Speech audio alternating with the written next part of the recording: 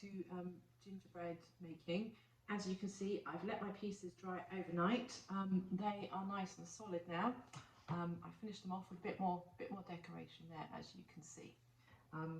You can, if you want to, stick your house together completely plain like that, and then you can decorate afterwards if you choose to. It just depends on which way you prefer to do it. It's a lot easier to pipe flat like that than it is to pipe directly on the house, but you can just stick loads of sweets on the house, a bit like one I did earlier, just here. So this one was mostly put together after I stuck the house together, and then I stuck with bits on afterwards.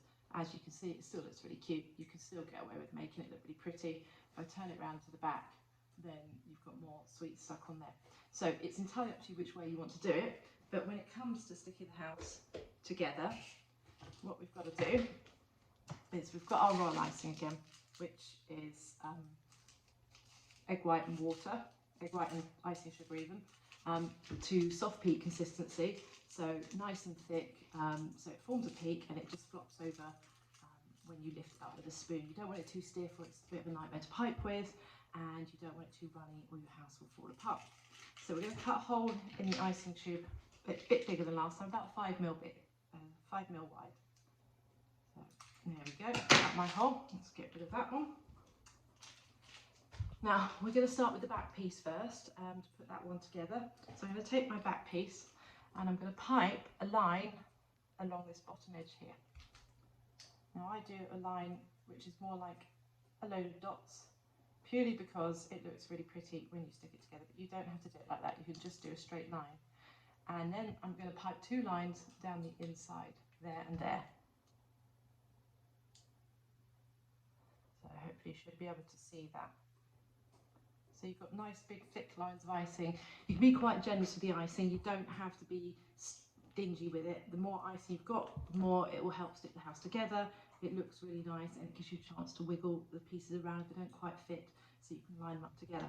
So I'm just going to pop that piece down very carefully there for a second, and I'm going to take one of my side pieces like that. Make sure you get it right around so you've got the bottom and the top. So this is my bottom, and I'm going to pipe another thick line of icing along that bottom edge there. Now I'm going to try and do this so you can see it from your way around, so I'm doing it back to front for me. What you want to do is take your back piece and, oh, actually I'm going to try and angle the camera down a little bit more so you can see the board there.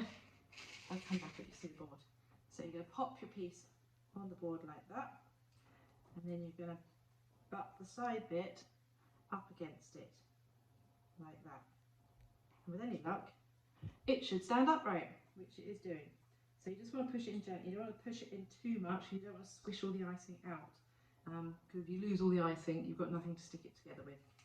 So you're going to take your other side piece and you're going to repeat the same process. You're going to squeeze the icing, nice big thick line of icing along that side, just like that. And then you're going to butt that up to the other side bit there. So there we go. Whoop, and just line up. So at the moment you've got a house with 3 sides, and we're going to put the front bit on. So it's repeating exactly the same process as you did with the back bit. You're going to pipe a thick line. Oh, back again. If you're wondering what that massively loud crash was, it was these bouncing everywhere all over the floor. I was using it to balance the phone because I don't currently have a tripod. So I've now got silver balls all over my kitchen floor. Anyway, they're also stuck to my house. We can get rid of a few of them there, but there's a few stuck inside. But they're a nice decoration to have on the house anyway. So, as I was saying before I was rudely interrupted, if you pipe a nice thick line along that bottom edge, and then you pipe 2 more down the side, and then it's exactly the same as you did with the back piece. You're just going to stick that on the front, and you might just have to manoeuvre your side walls just so they fit in place a little bit. But there we go. You should have a house that is standing upright at the moment. Now obviously it's still really, really soft. The icing hasn't started to set yet, so make sure that you are really careful about how you touch it at this stage.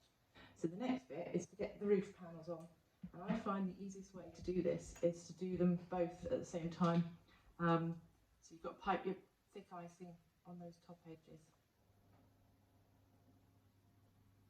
Oh, and the other thing I was going to say before we put the roof on is you haven't got any windows in these, but if you want to, you can always get a little piece of leaf gelatin from the supermarket, the sheets that come, they're clear, and they've got diamond pattern shapes on them, so they look like windows anyway. You cut a little bit and just stick it around this hole, and it gives you a nice window effect. If you want to put lights inside the house, which is a really nice effect as well, then you can get little fairy lights online. And I wouldn't put leaf gelatin on the back window here, because then you can push your lights in around that way, and then you've got a lovely lighted effect. So anyway, back to the roof. We're going to put a thick layer of icing all over the roof bits, ready to go. There we go. So it doesn't have to be too neat, it doesn't have to be too pretty, you just want a decent amount of icing on there to help stick it all together.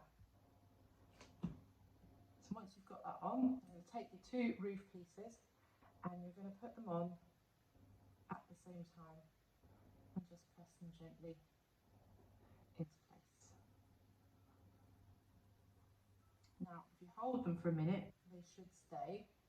If you find that they are not staying because your icing might be a little bit too runny or they're just slipping, then you can find whatever you've got to hand to shove just under the side there, just to hold it for 10 minutes or so till it's set. Just makes it stay in place. So hopefully, I'm going to take that off. That is just about staying in place there. So we've got one house all put together. Now, if you've decorated like this, then there might not be huge amounts to do. You've got the board, you can still decorate. There's this top edge here. In fact, my roof panel is slipping a little bit there, so I've got little pots I'm going to use just so it's not quite big enough. I've got to find something a little bit bigger just to wedge underneath there to stop it from slipping. We'll find something. There we go. There's another gingerbread biscuit. So that's just enough under there just to hold that side piece up a little bit while it sets. So as I was saying, you've got this top edge here that you can pipe a nice thick line of icing across. And that's quite a nice effect. And then I'm actually going to use some of the balls that didn't bounce on the floor to decorate it. And pop them in. So you can just sprinkle them on. You can use jelly tots, Smarties, almond slithers make a really good roof line, chocolate buttons, little tiny marshmallows, pretty much anything that you can think of that's edible. I particularly favour Smarties just because they're really bright and colourful and I like the look of them on top of the house. But really, you can use whatever you fancy. I want to get hold of some peppermint creams because I think they would look really cool with the red and white stripes, but I guess you could create the same effect with a bit of fondant. You could twist a bit of red and white fondant together and stick it on that roof line. So there we go.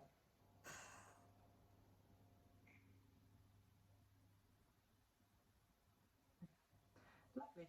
So that's nice and sparkly. And one other thing you can do to your house, you can carry on sticking sweets onto it if you want to. I mean, you can put as much as you like on it. Just be aware that it is still drying. You might want to leave it to dry before you stick loads more stuff onto it. But you can give it some icicles. That's the word I was looking for. You can give it some icicles if you want. Now, the way to do the icicles is to squeeze and pull down, squeeze and pull down, squeeze and pull down. And it creates this nice icicle effect. Some will get longer than others, some are shorter. It depends on how much you're putting the pressure onto the icing tube for. But that creates a nice little icicle effect. A nice, slightly easier way to do it if you want to and quicker is you can just do wiggly lines up and down, and that just, that just gives you a similar sort of effect but slightly less pointy. So you've got the two different ones you can do there. You've got your board, so you can add in, if you do a little bit of icing down the front there, you can add in some sprinkles to create a calf. Let's find some sprinkles that we can use. So I've got some bronze sprinkles here. These are just from the supermarket that you can get. I'll just sprinkle them over there. Press them into the icing, sort of a bit like a